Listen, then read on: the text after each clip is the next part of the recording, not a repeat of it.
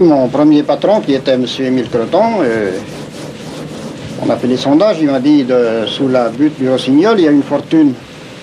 Il dit, moi je suis trop vieux pour en bénéficier, pour en profiter, mais il dit, il y a de l'or là-dessous. Effectivement, c'est certainement vrai, puisque je vous dis, depuis 52, 3, et on n'est qu'à moitié. Hein.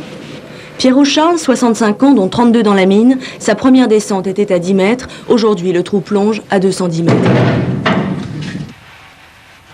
12 galeries plus bas, le mineur perd la notion du temps et de l'espace. Dans les puits, les traçages, les traverbans, l'eau suinte sans arrêt, malgré les pompes, la saignée d'une nappe phréatique. La plus grosse forêt de l'Indre est sous terre. Des centaines d'étais, du sapin, plus résistant pour immobiliser les tonnes de mètres cubes de terre et de minerais, là-haut, au-dessus des têtes. 2 fois par jour, 7h30 d'affilée, 2 équipes se relaient sur le front de taille. Il faut alors poser les cartouches de dynamite, tout immobiliser pendant le tir, puis déblayer, poser les rails, boiser. Tous les jours, 300 tonnes de fluorine sont extraites pour la métallurgie, la chimie, l'industrie pharmaceutique. Ce persistant, ça existait surtout au début.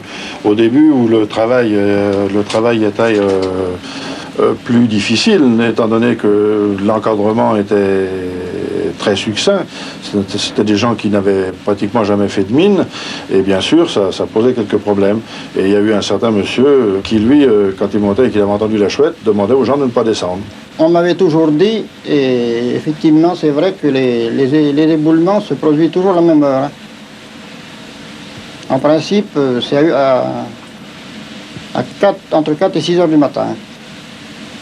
En principe. C'est là que la terre le sol doit travailler.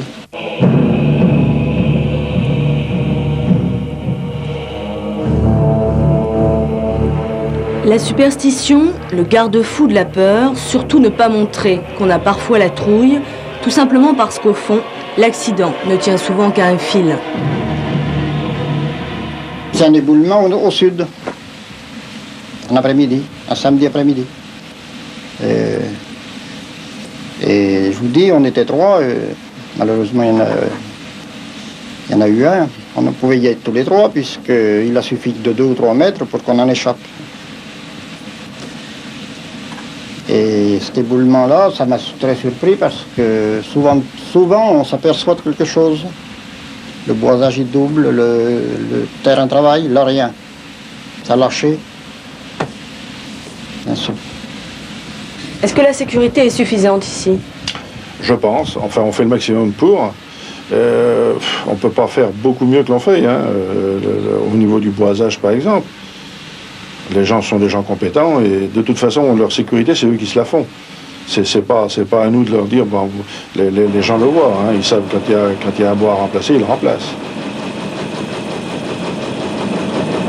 La contrepartie du risque, c'est la solidarité du fond, un drôle de pacte entre la terre, le hasard et les hommes. Un détail, ici les mineurs s'appellent tous l'ami, une fraternité réflexe, histoire d'attendre la prochaine remontée.